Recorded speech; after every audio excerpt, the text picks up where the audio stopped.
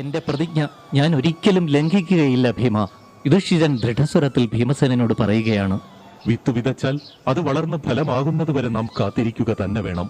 സമയമാകുമ്പോൾ നമുക്ക് ശത്രുക്കളെയെല്ലാം നശിപ്പിച്ച് രാജ്യം വീണ്ടെടുക്കാം. അതല്ലേ അനുജ ഏറ്റവും നല്ലത്. സത്യവും ധർമ്മവുമെല്ലാം സ്വർഗത്തേക്കാൾ മഹത്തരമാണെന്ന് കരുതുന്നവനാണ് ഞാൻ. യുധിഷ്ഠിരന്റെ ഈ വാക്കുകൾ കേട്ട് ഭീമസേനൻ മറുപടി പറഞ്ഞു. മഹാരാജാവേ, അങ്ങ് പറഞ്ഞതൊക്കെ സത്യമാണ്. പക്ഷെ കാലത്തെ തടഞ്ഞു നിർത്തുവാൻ ആർക്കെങ്കിലും സാധിക്കുമോ? മനുഷ്യജീവൻ എന്നത് നീർക്കുമിള പോലെയാണ്. 13 വർഷത്തിനു ശേഷം നമുക്ക് രാജ്യം തിരിച്ചു പിടിക്കാമെന്ന് അങ്ങ് പറയുന്നു. ജ്യേഷ്ഠ, ഞാനൊന്ന് ചോദിച്ചോട്ടെ, 13 വർഷം നാമെല്ലാം ജീവിച്ചിരിക്കും എന്നതിന് എന്താണ് ഉറപ്പുള്ളത്? അതുകൊണ്ട് എത്രയും വേഗം നമുക്ക് നഷ്ടമായ രാജ്യം നാം വീണ്ടെടുക്കുകയല്ലേ വേണ്ടത്?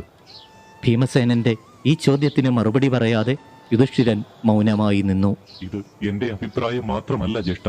നമ്മുടെ സഹോദരന്മാരും ബന്ധുക്കൾക്കുമെല്ലാം ഈ അഭിപ്രായം തന്നെയാണുള്ളത്. നമ്മളെ ഓർത്ത് എല്ലാവരും വളരെ ദുഃഖിതരായി കഴിയുന്നു. ഈ ദുസ്ഥിതിക്ക് ഒരു പരിഹാരം കാണുവാൻ എല്ലാവരും ആഗ്രഹിക്കുന്നു. ക്ഷത്രിയന്മാരായ നമ്മൾക്ക് ഇതിനേക്കാൾ വലിയൊരു ആപത്ത് ഇനി വരാൻ എന്തിരിക്കുന്നു?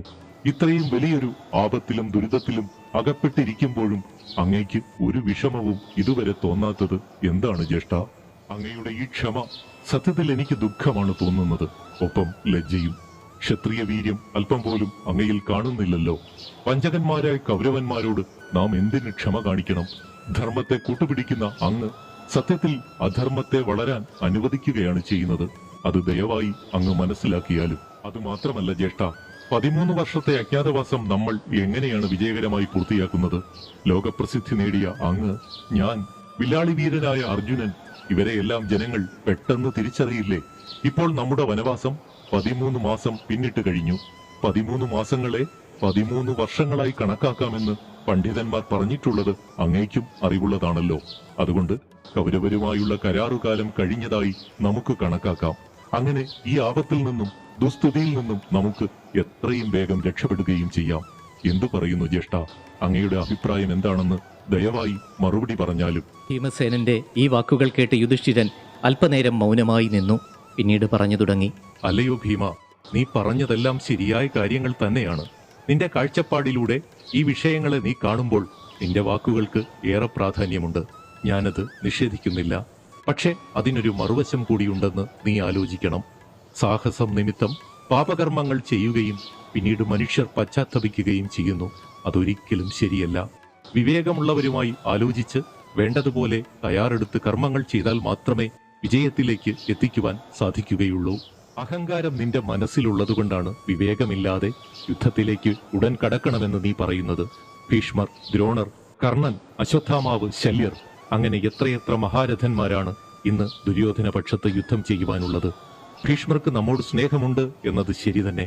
പക്ഷേ ഒരു യുദ്ധമുണ്ടായാൽ ദുര്യോധനനോടൊപ്പമല്ലേ ഭീഷ്മർക്ക് നിലയുറപ്പിക്കുവാൻ കഴിയുകയുള്ളൂ? കർണൻ ഒരു സാധാരണ ആളാണോ?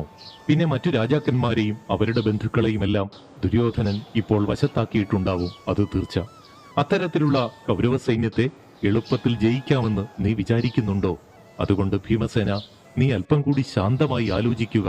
യുധിഷ്ഠിരന്റെ ഈ വാക്കുകൾ കേട്ട് ഭീമസേനൻ മൗനമായി നിന്നു. ഈ അവസരത്തിലാണ് വേദവ്യാസൻ അവിടെ എത്തിച്ചേർന്നത്.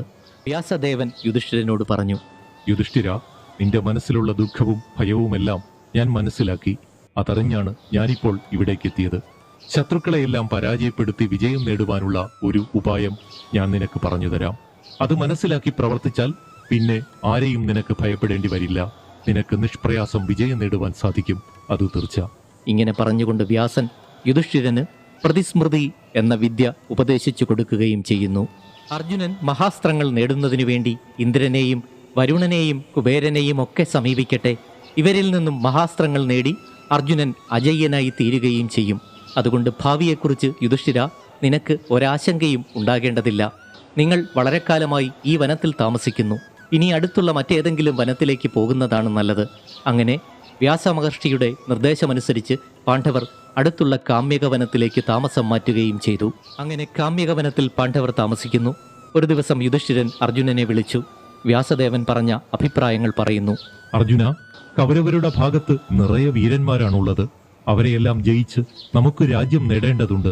യുദ്ധം ഉണ്ടാവുകയാണെങ്കിൽ അവരെയെല്ലാം ജയിക്കുവാനുള്ള ഏക ആശ്രയം നീ മാത്രമാണ്. അതുകൊണ്ട് നീ ഇനിയും ഏറെ ശക്തി നേടേണ്ടതുണ്ട്. വ്യാസമഹർഷി എനിക്ക് ഒരു രഹസ്യവിദ്യ ഉപദേശിച്ചു തന്നിട്ടുണ്ട്. ആ മന്ത്രം ഞാൻ നിനക്ക് ഉപദേശിക്കാം. അതുകൊണ്ട് നീ ദേവതകളെയെല്ലാം പ്രസാദിപ്പിക്കണം. ആദ്യം ഇന്ദ്രനെ തപസ് ചെയ്ത് പ്രത്യക്ഷമാക്കുക. ഇപ്പോൾ ഇന്ദ്രന്റെ പക്കൽ എല്ലാ ദിവ്യാസ്ത്രങ്ങളും ഉണ്ട്. അവയൊക്കെ നേടിയെടുത്താൽ പിന്നെ വിജയം നമുക്ക് സുനിശ്ചിതമാണ്. അതുകൊണ്ട് അർജുന, ദിവ്യാസ്ത്രങ്ങൾ നേടിയെടുക്കുവാനായി നീ ഉടൻ തന്നെ യാത്ര പുറപ്പെടണം. അങ്ങനെ യുധിഷ്ഠിരന്റെ നിർദ്ദേശപ്രകാരം അർജുനൻ ജ്യേഷ്ഠനിൽ നിന്നും മന്ത്രോപദേശം സ്വീകരിച്ച് വടക്കോട്ട് യാത്ര പുറപ്പെടുന്നു. ബ്രാഹ്മണരും മഹർഷിമാരുമൊക്കെ അർജുനനെ ആശീർവദിക്കുന്നു, യാത്രാമംഗളങ്ങൾ നേരുന്നു. അർജുനന്റെ വിരഹം ദ്രൗപദിക്ക് ഏറെ ദുഃഖമുളവാക്കുന്ന ഒന്നായിരുന്നു. എങ്കിലും ദ്രൗപദി അർജുനനോട് ഇപ്രകാരം പറഞ്ഞു: ദുര്യോധനനും കൂട്ടരും ചെയ്തിട്ടുള്ള ദ്രോഹങ്ങൾ ഓർക്കുമ്പോൾ എൻ്റെ ഹൃദയം ഇപ്പോഴും വേദനിക്കുന്നു. അങ്ങ് പോകുന്നതിൽ ഞങ്ങൾക്കെല്ലാം അതിയായ ദുഃഖമുണ്ട്. പക്ഷേ ദിവ്യാസ്ത്രങ്ങളെല്ലാം നേടിയെടുക്കുവാനാണ് അങ്ങ് പോകുന്നത്. അതുകൊണ്ട് ഈ വിരഹത്തിലും ഞാൻ സമാധാനം കാണുവാൻ ശ്രമിക്കുന്നതാണ്. അങ്ങയുടെ ആഗ്രഹങ്ങളെല്ലാം വേഗം തന്നെ സഫലമാകട്ടെ.